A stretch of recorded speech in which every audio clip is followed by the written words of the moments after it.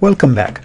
In this video we will start setting up some numbers, and I will be using different numbers than the ones in hands-on number 2 so that I do not disclose the answer as I work out through the calculations. Let's say that the start cash is 100,000. Let's say that fixed expenses are 90,000. Number of passengers we start with is 500. Variable expenses are 200 per passenger, and then the revenue per passengers is 275. I'm going to format these numbers as dollars again, and I will introduce a growth rate here. Let's change that to percent, and let's put a 1% growth rate. That's because the number of passengers is growing exponentially. Every month we will have a growth rate of whatever we put in this cell. So now we can start setting up things for January. I'm going to use the start cash as the value we were given. The fixed expenses are also the value we are given. The number of passengers for January is the value we were given.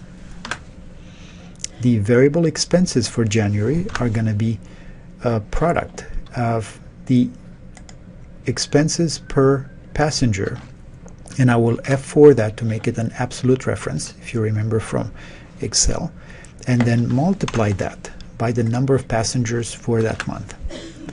The revenue will be a similar story. I will take the revenue figure we are given, make it an absolute reference, then multiply that with the number of passengers. So with this, at the end of January, I can calculate my end cash as being my start cash minus fixed expenses minus variable expenses and plus the total revenue for the month.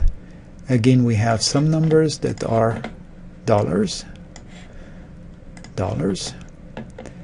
and you can see that we have figures for January.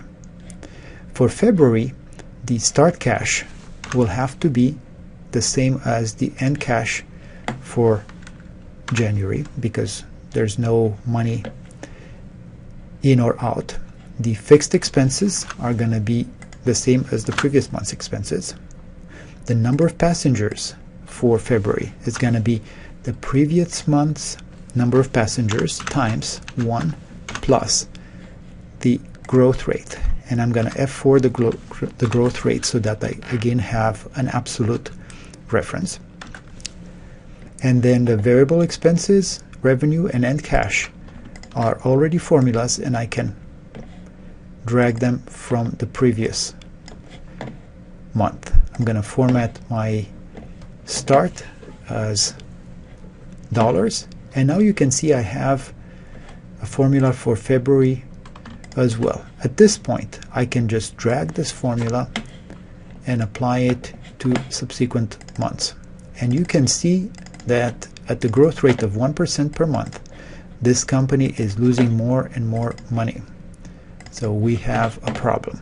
As we play with this growth rate though, notice what happens at, say, 5%. The losses are a little bit slower. A growth rate of 6%, growth rate of 7%, growth rate of 8%, and at some point, if the growth rate is high enough, make that 12%, 15%, you can see that the company is starting to not lose as much money. 20%. And notice what happens. The company loses money for a while, and then again it starts to get back into positive territory. So the first question you need to answer, the first calculated question, will be at what point will this company always have some end cash at the end of the month? The caveat is to make sure you've included enough months here so that if this negative end cash happens to the right of this point, you will still catch it and you will still be able to see that happening in your Excel spreadsheet.